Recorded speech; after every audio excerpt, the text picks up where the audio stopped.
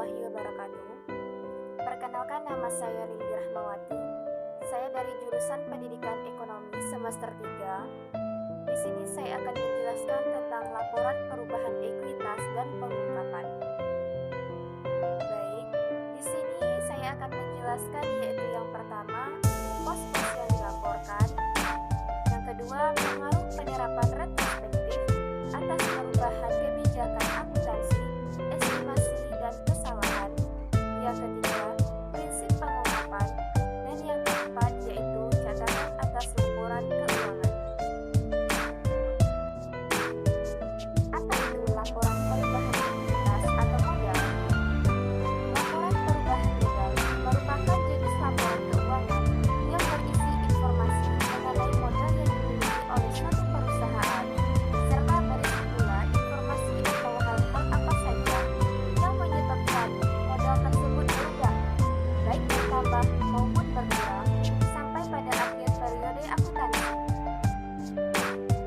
Modal pemilik terdiri dari dua sumber yang berbeda secara fundamental. Yang pertama yaitu modal diinvestasikan dalam bisnis oleh pemilik. Yang kedua, laba diperoleh dan dipertahankan dalam bisnis. Pos yang dilaporkan, yang pertama yaitu laba atau rugi bersih yang diatribusikan kepada pemegang saham. Yang kedua yaitu penurunan atau peningkatan cadangan modal saham. Yang ketiga, pembayaran dividen dilakukan kepada pemegang saham. Yang keempat, setiap perubahan dalam kebijakan akuntansi. Yang kelima, koreksi kesalahan periode sebelumnya. Yang keenam, penerimaan dari penjualan saham.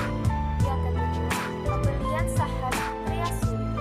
Yang kedelapan, keuntungan dan kerugian diakui langsung dalam ekuitas. Dan yang terakhir, pengaruh perubahan nilai wajar untuk aset tertentu. Pengaruh penerapan retrospektif atas perubahan kebijakan akuntansi, estimasi, dan kesalahan. Kebijakan akuntansi adalah prinsip, dasar, konvensi, peraturan, dan praktik tertentu yang diterapkan entitas dalam penyusunan dan penyajian laporan keuangan. Kebijakan akuntansi akan mempengaruhi pengakuan, pengumpulan, dan penyajian atas elemen seperti aset, liabilitas, ekuitas, pendapatan, dan beban pada laporan keuangan.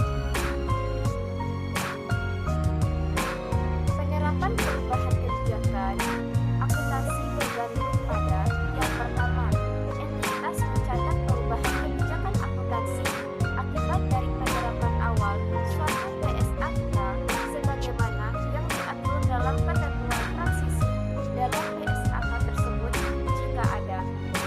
Jika tidak ada ketentuan transisi atau perubahan kebijakan dilakukan secara sukarela, maka entitas menerapkan perubahan tersebut secara retrospektif. Penerapan retrospektif suatu perubahan kebijakan akuntansi baru adalah koreksi pengakuan, pengukuran, transaksi, peristiwa, dan kondisi lain seolah-olah kebijakan tersebut telah diterapkan.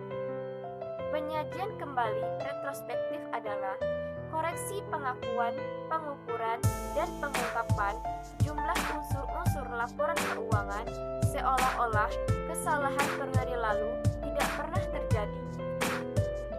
Penerapan retrospektif ketika perubahan kebijakan akuntansi diterapkan secara retrospektif, maka entitas menyesuaikan yang pertama, saldo awal setiap komponen ekuitas yang terpengaruh oleh periode sajian paling awal. Yang kedua, jumlah komparatif lainnya diungkapkan untuk setiap periode sajian seolah-olah kebijakan akuntansi baru tersebut sudah diterapkan sebelumnya. Estimasi akuntansi merupakan estimasi entitas yang dapat mempengaruhi elemen-elemen dalam laporan keuangan. Perubahan estimasi akuntansi, jika estimasi mungkin perlu direvisi, jika terjadi perubahan keadaan yang menjadi dasar estimasi atau akibat informasi baru atau tambahan pengetahuan pengalaman. Perubahan estimasi akuntansi adalah: yang pertama, penyesuaian jumlah tercatat aset atau liabilitas atau jumlah pemakaian periodik aset yang berasal dari penilaian status kini dan ekspektasi manfaat masa depan dan kewajiban yang terkait dengan aset dan liabilitas. Yang kedua, perubahan estimasi akuntansi dihasilkan dari informasi baru atau perkembangan baru dan oleh karena bukan dari koreksi kesalahan. Pengungkapan perubahan estimasi. Yang pertama, entitas mengungkapkan sifat dan jumlah perubahan estimasi akuntansi yang berdampak pada periode berjalan atau diperkirakan akan berdampak pada periode mendatang, kecuali pengungkapan dampak pada periode mendatang tidak praktis untuk mengestimasi dampak itu. Yang kedua, jumlah dampak pada periode mendatang adalah tidak diungkapkan karena estimasinya tidak praktis, maka entitas mengungkapkan fakta tersebut. Kesalahan. Kesalahan dapat timbul dalam pengakuan, pengukuran, penyajian, atau pengungkapan unsur-unsur laporan keuangan. Yang kedua, laporan keuangan tidak sesuai dengan PSAK jika mengandung: yang pertama, kesalahan material atau tidak material yang disengaja untuk mencapai suatu penyajian laporan posisi keuangan, kinerja keuangan, atau arus kas tertentu. Perubahan prinsip. Yang pertama yaitu perubahan prinsip terjadi misalnya mengubah metode persediaan dari FIFO menjadi average atau rata-rata. Yang kedua, perubahan prinsip harus dilakukan secara retrospektif atau ke belakang karena laba bersih yang dihasilkan dengan prinsip yang berbeda akan lain. Selanjutnya, koreksi kesalahan. Jika terjadi kesalahan tahun lalu, akan berakibat salah dalam penentuan saldo laba di tahun awal, sehingga ini perlu dikoreksi. Catatan atas laporan keuangan atau note the financial statement. Catatan pada laporan keuangan yang digunakan untuk memberikan tambahan informasi yang tidak tercakup dalam pos-pos pada dalam laporan keuangan. Fungsinya dari catatan atas laporan keuangan ini adalah untuk memberikan penjelasan atau rincian dari pos yang disajikan dalam laporan keuangan dan informasi tentang pos yang tidak memenuhi kriteria pengakuan dalam laporan keuangan. Lantas, untuk siapa catatan laporan keuangan tersebut? Laporan keuangan dibuat oleh manajemen perusahaan untuk mempertanggungjawabkan tugas yang diembankan oleh pemilik perusahaan. Selain itu, laporan keuangan juga sebagai laporan kepada pihak-pihak di luar perusahaan, seperti calon investor dan pemerintah.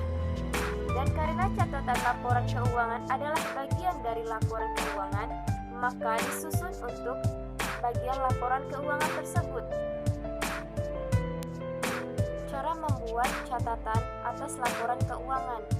Format catatan atas laporan keuangan berisi: yang pertama, gambaran umum perusahaan; yang kedua, dasar penyusunan laporan keuangan dan intisar kebijakan akuntansi signifikan yang diterapkan; yang ketiga, informasi tambahan untuk pos-pos yang disajikan dalam neraca; laporan laba rugi komprehensif, laporan perubahan ekuitas, dan laporan arus kas sesuai dengan urutan penyajian laporan dan penyajian masing-masing pos. Yang keempat, pengungkapan lainnya yang antara lain meliputi: yang pertama, informasi yang dipersyaratkan oleh standar akuntansi keuangan yang tidak disajikan dimanapun dalam laporan keuangan; yang kedua, informasi yang tidak disajikan di bagian manapun dalam laporan keuangan, tetapi informasi tersebut relevan untuk memahami laporan keuangan. Tujuan pembuatan catatan pada laporan keuangan. Yang pertama, menghindari kesalahpahaman dalam membaca dan menerjemahkan laporan keuangan. Yang kedua, menjawab pertanyaan-pertanyaan publik mengenai perkembangan posisi dan keadaan fiskal entitas pelaporan atau perusahaan. Yang ketiga, menyajikan data lebih rinci dan jelas dalam bentuk narasi, sehingga memudahkan membaca untuk mengerti kondisi keuangan perusahaan.